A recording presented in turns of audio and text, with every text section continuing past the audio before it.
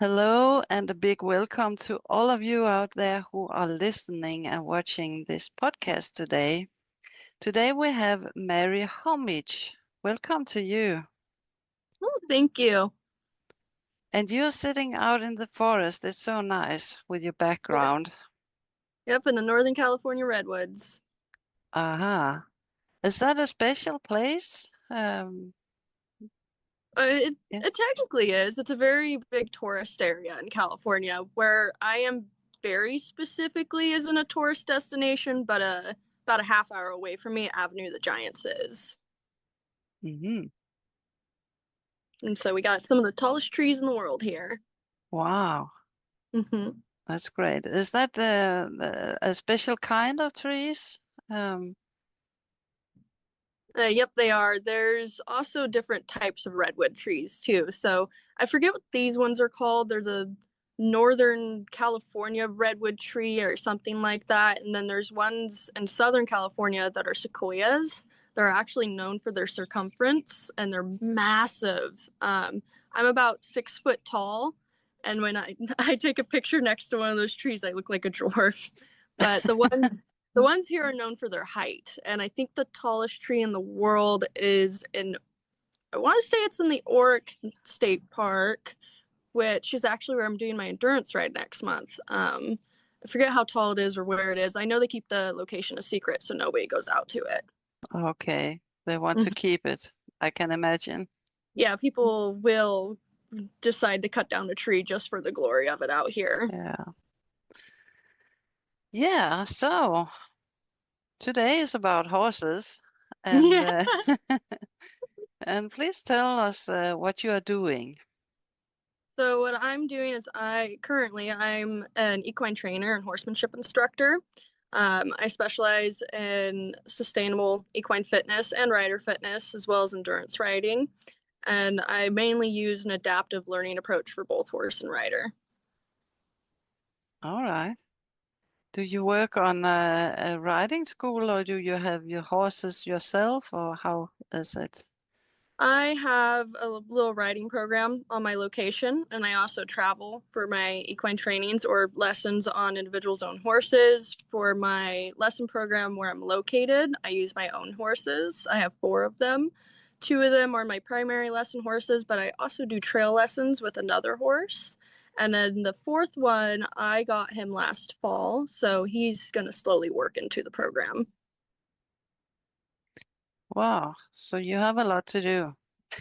Oh yeah, especially when I'm the only one running the business as well. So I'm the accountant, I'm the bookkeeper, I Mm. am the scheduler, all of the things. Yeah, tell me about it. I know. Yeah. Yeah, You probably relate with that one. yes, really. So, what are you teaching? Is it something special? It isn't necessarily something extremely special or unique, but my approach is probably a bit different from others. As I said, I use adaptive learning. I don't stick to necessarily a very big, rigid structure. I plan out my lesson for the day, and even then, it can change. It's very shaped to the individual and what they need. And one of the best ways for me to describe the type of horsemanship is natural to practical because I utilize multiple different disciplines and styles and integrate it into what the horse and rider need themselves. If anyone wants to get into a sport, we can work into endurance riding, and endurance riding itself is very multidiscipline and what works for the horse. And yourself, of course, but usually we all care about the horse first. um, and the other thing about my lessons is they're not just a riding lesson; they're a horsemanship lesson. So every lesson, you're going to brush, you're going to tack up, then you ride, and then you untack and you brush down and you cool down. You make sure your horse is fed, you make sure your horse is watered. So it's a very honest way to get into horses. As you know, there are a lot of people who just do a riding lesson and then they go out and get a horse and they didn't realize how much work it is. And pretty much everyone who gets into my program very much appreciates that approach. And actually, I get a lot of parents who are like, yes, they're making the kid work for their lesson. Um, So yeah, it's a very, very great way to connect with the horse too. I've noticed a lot of people are very nervous, but when they get to actually interact with the horse on the ground, they brush, they saddle, it's completely different from when you just show up, the horse is saddled, and you get forced on the horse right away. If you get introduced, it's much, much less what's the word? Intimidating. And that's a little brief of how that works. Yeah, and you said some of them are nervous to do it, but I can imagine if they are nervous to do the groundwork, how is it when they just put them on the horse? I think Yeah. it's the right way. Why shouldn't they know how to groom and all these things? And I even have students who are nervous on the ground, so I just sit with the horse. And with Jake, you could sit underneath him and eat a plate of tacos. Like he doesn't do anything at all. So there's been a few students who've been nervous to even walk up and pet the horse. So I'll just sit there and I'll talk to them, get to know them. I'll brush the horse, I'll interact with the horse. And if they're really nervous, I'll sit on the ground with the horse and pick up their legs in my lap and do all sorts of crazy shenanigans so they can really see, like, oh, this horse is just a big dog. He is really nice. And then Jake always likes to turn his head on me and rest his head on my shoulder. He's a very snuggly horse. So he's a lot less intimidating than most. He's also barely 14 hands, and a lot of people will use very big horses, but he's just a really gentle and easy approach into it. So everyone within the lesson always comes up to him and realizes just what a sweet horse he is. Mhm. And you're also going out with the horses in the forest. And I used to say that there's a lot of people, they say, I just want to go for a ride in the forest. I don't want to be on competition. But then I say, to ride in the forest, that is not the easiest thing to do. It's actually one of the hardest, most dangerous things to do if you just throw yourself into it. So with me, I make sure we start with the very basics in an enclosed space, and we really work on our foundation before you're unleashed into the woodland adventures, because we want to be safe and have a big foundation.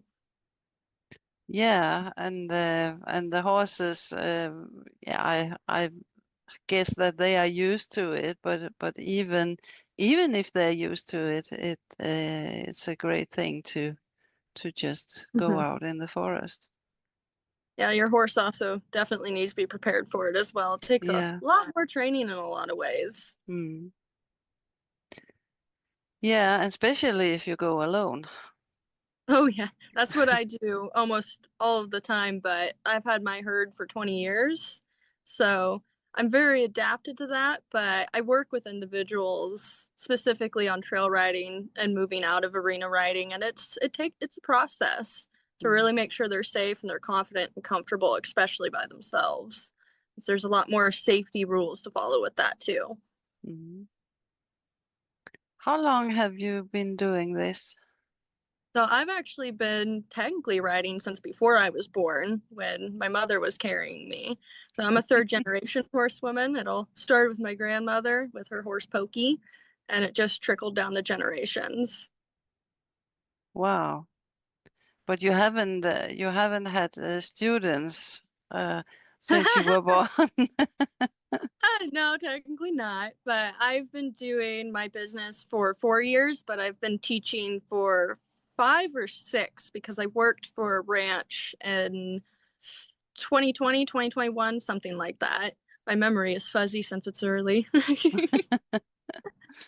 Yeah. Lost confidence in the saddle? I can help. My Get Back on the Horse program is designed to help you overcome fear and enjoy riding again. Let's get you back in the saddle with confidence. Click the link in description to join. Yeah, because I'm thinking that you are young, and it's not usually that you are so young and have your own riding school or what you call it, because many times you are working for other people and then you get it when you get a lot older. Yep. So with me, I've been doing volunteer organizations and sports for since I can remember. So AERC, the endurance organization that I ride in, is volunteer ran, and I've always worked behind the scenes of it since I was 6 years old. And I've also been in California State Horsemen's Association, which is another volunteer organization. I was Little, Junior, and Senior Miss CSHA. I was the first to win all 3 state titles, and that's an ambassador spokesmanship position. It's basically a rodeo queen, but for a horse organization rather than a rodeo organization. So that really taught me pretty much everything to do with running a business, actually, because I knew about insurance, I knew about client handling, and pretty much, like I said, everything that runs within it. So from a very young age, I was already trained to run a business. Many, when they start out, when I did, they go to college or, like you said, they work under somebody else and then move into it. But I basically already did since I was 6 years old. So I was able to move into it as soon as I was old enough to get insurance. Oh, that's fantastic. Yeah, it's good for young people to see this because many said, yeah, I don't have the experience, I don't have this and that. But if you put your mind to it, it's workable. Yep, you can definitely do it. It's you mainly want to research, how to start a business and not approach it the wrong way and run away from the IRS or anything like that. As a lot of people, there are people my age who do try to get into it, but they skip a lot of steps. And I've saved a couple of friends' butts off of this because they were like, "Oh yeah, I'm just charging this much and getting it done." And I asked, "Do you have your business license? Do you have accounting? Are you going to do your taxes?" And they're like, "Oh, I was just going to have them Venmo me." And yeah, like that's it. Because they could track that. And there's very specific regulations within that. You can technically do business up to $600 and you don't have to record it, but obviously most of these people want to be making more than $600 a year. Yeah. So it's it's a whole process, and very many people rush it because there's really no one to teach you how to do it. And a lot of people think you can just get paid and it'll be, fine, but it'll come back to get you eventually, especially if you want to be a big thriving business. Eventually the county, the state, IRS, like I said, will come down on you, and it's not going to be very fun if that happens. So I was always very paranoid of that because of working in volunteer organizations. I knew what a nonprofit was. I knew what a sole proprietorship was. And so as soon as I started it, I was very, very over paranoid of anything. Made sure I had my accounting software, made sure all my taxes were lined up. I made sure that I got a business license if I needed it within my county. And I figured out what business structure was the most realistic for what I was doing, which is sole proprietorship. There's several different business structures too, like LLC, and it's a whole rabbit hole once you get into it, and a lot of people get very overwhelmed. But fortunately, from the volunteer organizations, I already had an opening into it, so it's a lot less overwhelming. Yeah. Because many times the people they are working with horses and say, "Oh, I would like to do this full time," and they don't realize that it's not only the horses. The horses is 30%. It The really rest is, is. yeah, the rest is other things to do. Yeah, there's a lot more to it. I wish it was just horses. I really do. Yeah. But in a funny way, I actually do really enjoy paperwork. And maybe I'm a little bit of an odd one out. I actually do enjoy the office work and whatnot. Maybe not the taxes so much, but my first few years I did that all myself because it was manageable. But as business has grown and it's gotten more complicated, I've been able to hire an accountant, which is very nice. You can hire them out, independently as your little business, and you don't have to have a full-time accountant. Um, and that's a whole other thing too, is just being able to handle your scale. A lot of people will also go out and buy 20 horses, but they're only one person. So how are they going to do 100 lessons a week? So I've always kept to a manageable scale with really only 2 full-time lesson horses, and then the third one for trail lessons, who's also my endurance horse. But never have I decided to purchase more lesson horses because I want to do more lessons, because I'm only one person. I can't do more lessons as one person. I don't have 50 arms to manage 50 students at once. And I see a lot of people do that. Mm. And yeah, it's you do it difficult for yourself if you take on too much, and the work will not be that good. That's the other thing is your quality and your focus is gone if you're stretched too thin. That's right. To get back on the horse, grab my free mini course. It's packed with simple tips to help you overcome anxiety and get back on your horse again. Click the link below to download. But actually, you can live on it, so it seems to.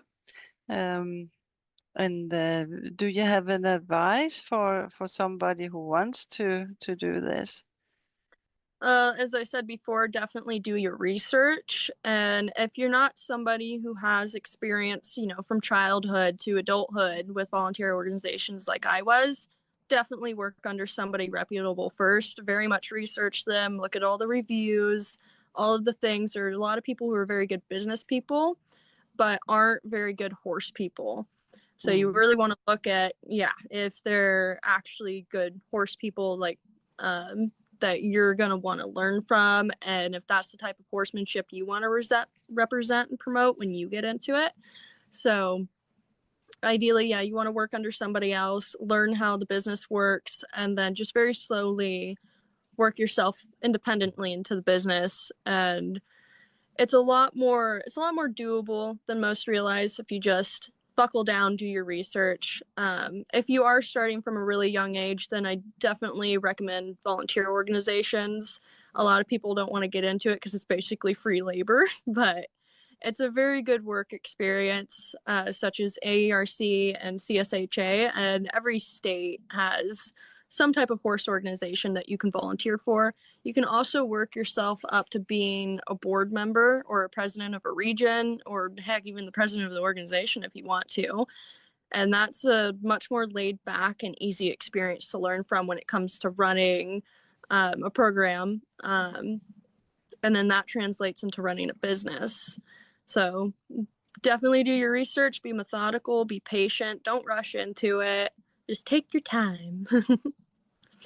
Yeah, and I'm also thinking that many people are afraid, as you said, of organizations. They have to work for free. Yeah. But in the other hand, if you are going to learn something at a school, for instance, it costs a lot of money.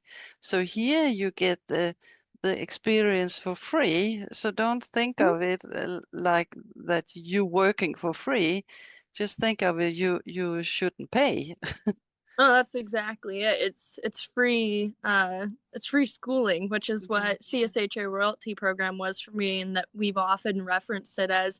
It actually did reward me scholarships, and I did use one for a college course in adaptive learning.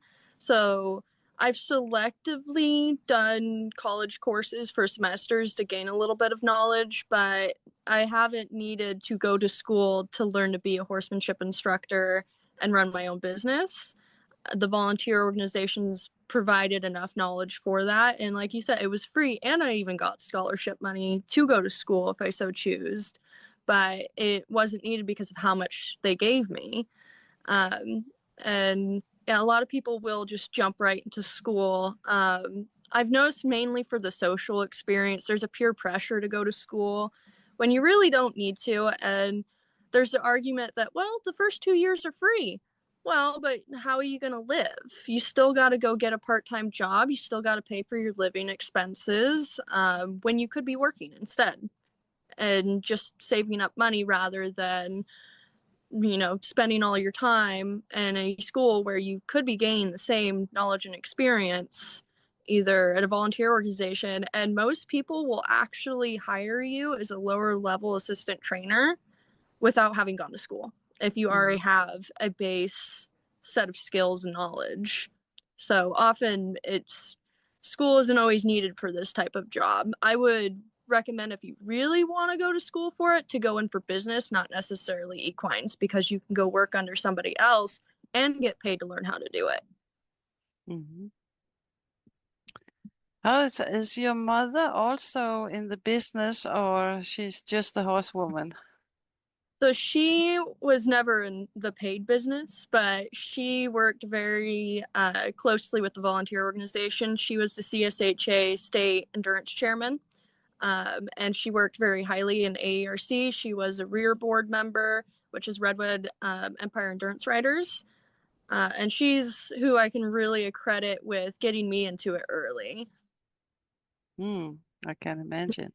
She Yeah, must, she must be proud. I hope so. It's actually her horse, Chief, the 42-year-old, that's one of my lesson horses. And then Jake is technically from her too, the 25-year-old. And then Spirit is Chief's son. And then Spartacus, the fourth one, is connected to a mare she used to have too. So all of the horses come from her too. Well, that's quite an age on horses. Yeah, he's ancient. Mm. And still going strong.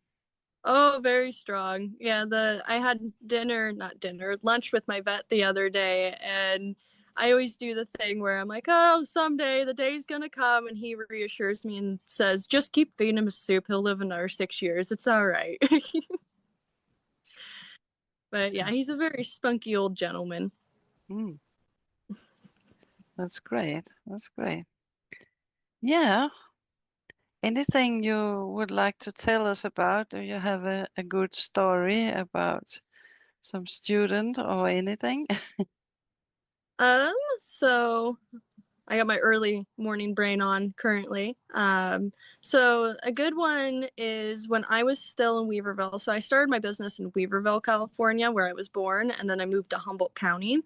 But when I was still in Weaverville, Chief was 39 years old, and there was a student that wanted to start endurance riding.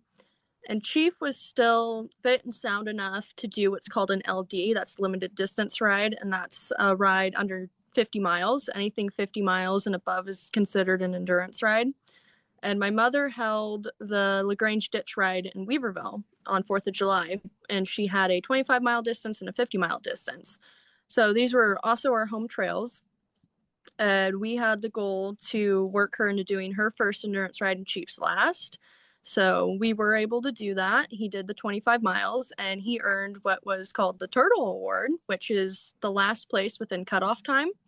And that's something else that's really fun about endurance is it is a long distance race, but you aren't necessarily always aiming for first. It is a sport that is all about completing. Their motto is to finish is to win.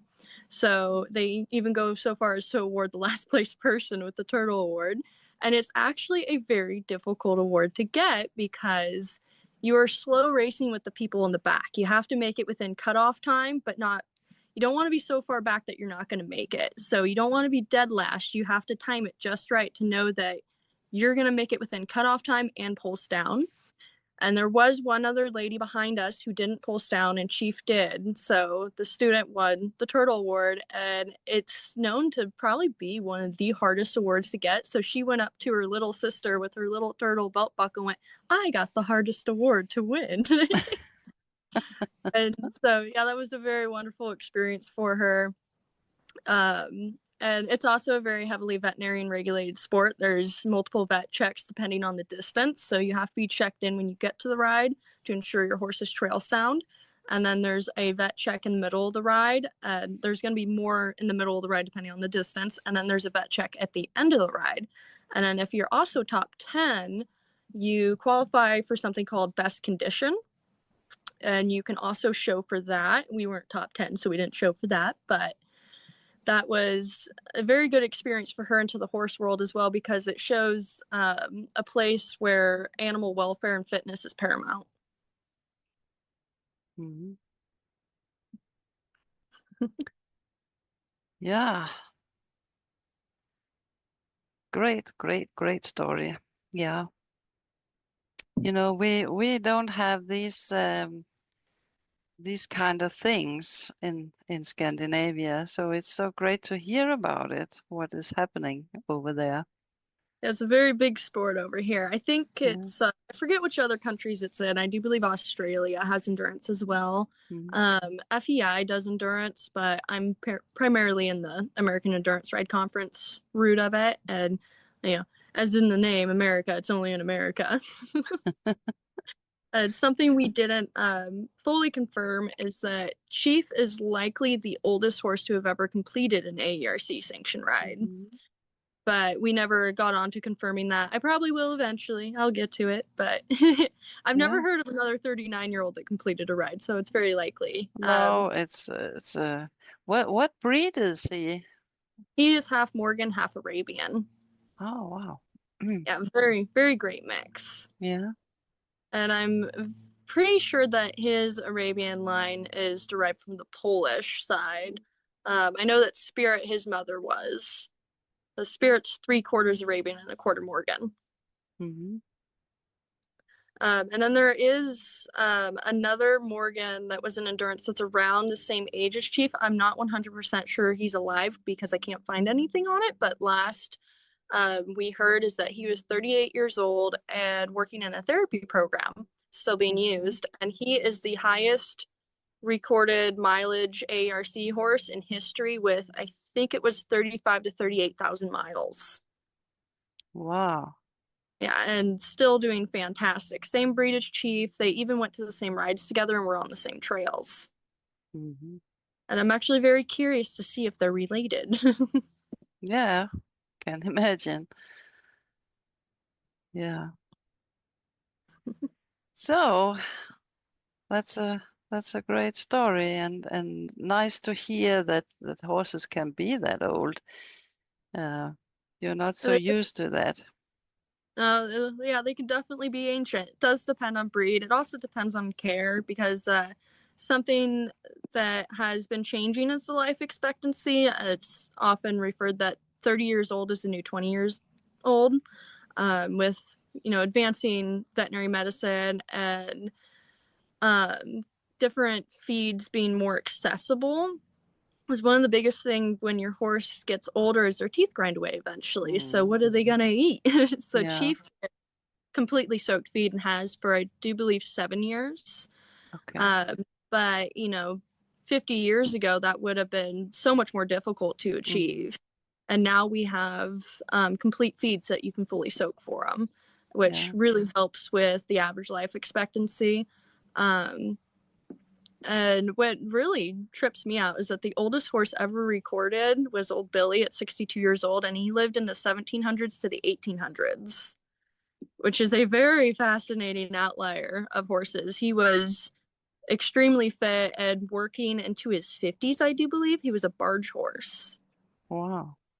And so it's funny when I tell people, yeah, the oldest horse was 62 and they think it was recent. It's like, well, no, he was in the 1700s. He's very old. And there's been horses that have gotten a little bit close, but I don't know of any other horse that's reached their 60s, only their 50s. And we'll see how far. We will see what's going on with you. Yeah, his son's 20 now, and he was used as a breeding stud for several years. So what's really funny to think about is that there's a 10-year gap between Spirit, the 20-year-old, and the other foals. So they're all in their 30s or older if they're even still alive. So Spirit may be his last remaining son. And he's already considered a senior, but really with his genetics, he's middle-aged. Yeah. It's just started. Yeah, and he's actually doing his first 50-mile distance next month. Wow. Yeah, and he's getting very fit right now. We're going out 3 to 4 times a week, really working on the conditioning process and carefully building him up, and we will see how he does. It's in the blood. Oh yeah. I wish we could have started younger, but unfortunately when I was diagnosed with cancer, that really threw a wrench in the whole process. But luckily with what genetic Spirit has, he still has a lot more time to go. Wow. Hi, if you love horses and want to learn more about riding, training, and building a deeper bond, join my monthly membership. You'll get expert advice, live workshops, and a supportive community of horse lovers. Click the link in description to join. So you had also gone through a lot. Oh yeah, I have all the life experience at a young age. Hmm.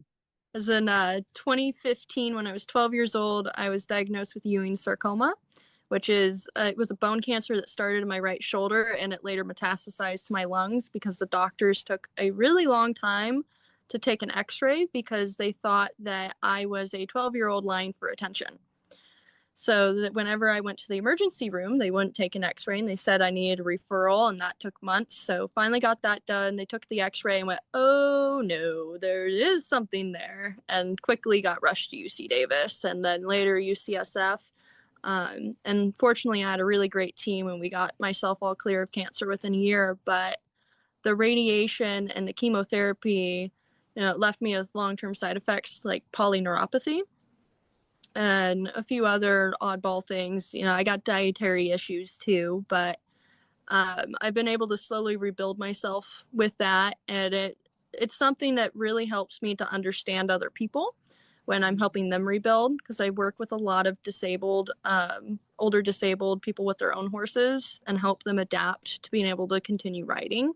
If I didn't go through cancer, I wouldn't be able to have the same patience and understanding with that. So that's where fortunately, that negative turns positive, a very, very big negative, but we use it in what way we can.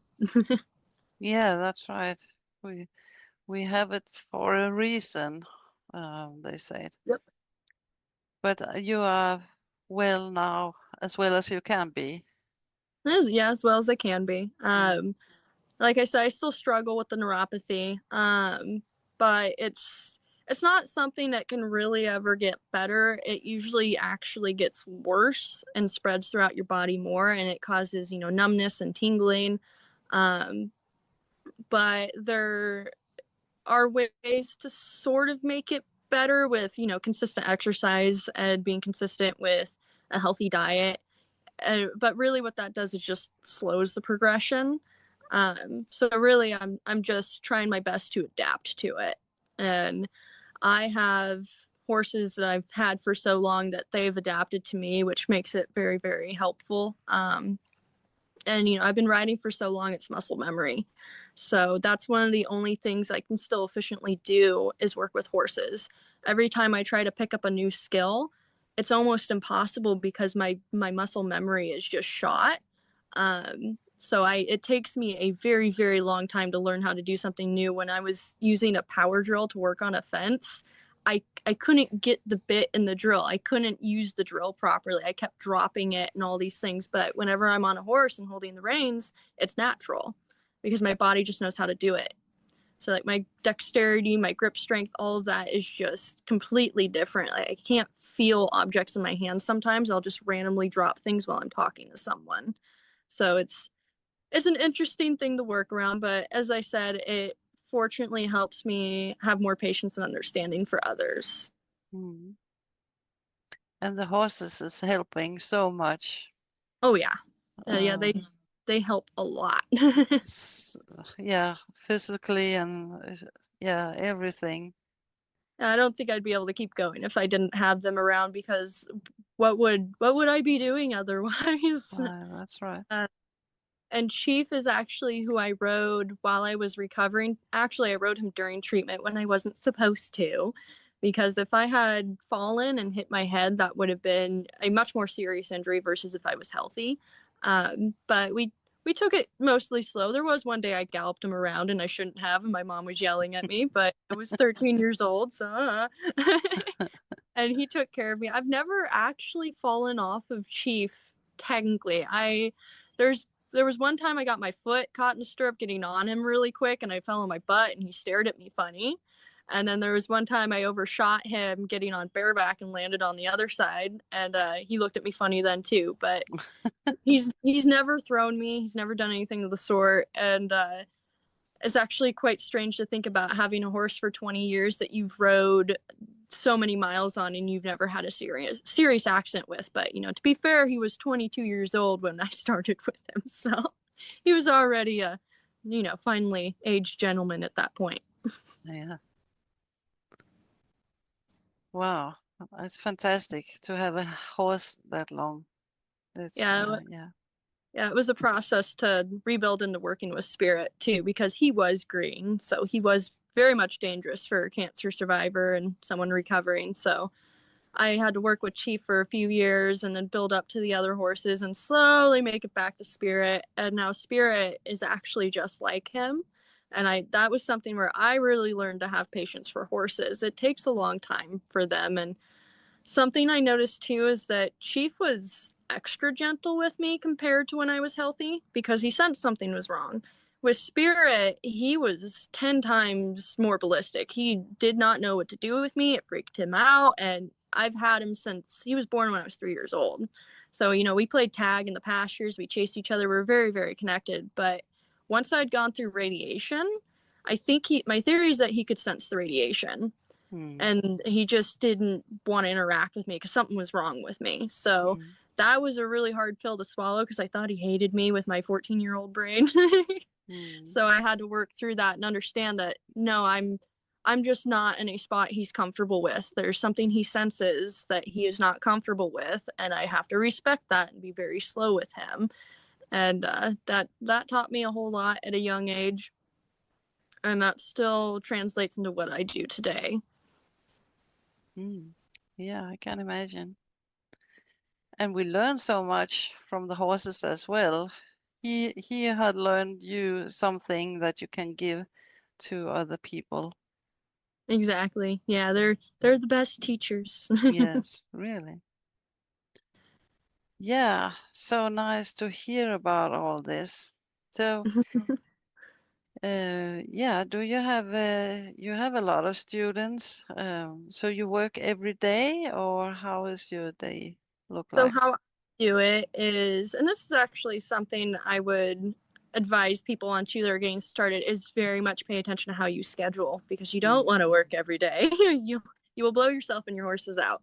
So I do 2 lesson days per week on site with my own horses because that's the perfect amount of exercise for the old guys. And they do about 2 to 3 lessons per day themselves. Sometimes it's just one horse that day even, and I'll just take the other one out for a short trail ride, which is really great for their mental health. And then twice a week, I do the travel trainings, and I do that for about 6 to 8 hours at most. Sometimes I stretch it because I can't say no, but you do need to learn to say no and not work too long because you will break yourself down. And in order for you to have a sustainable business, you have to stay within your means. If you try to say yes to everything and try to make as much money as possible and fill in all the hours, you're actually going to burn yourself out and only work for a couple of years versus staying within your means and working your whole life. If you want to work your whole life, technically you don't have to, hopefully, but and then on my days off, they're not truly days off because I have to condition my own horses. So that's another thing that people learn getting into it is your work hours are much different from a boss giving you work hours.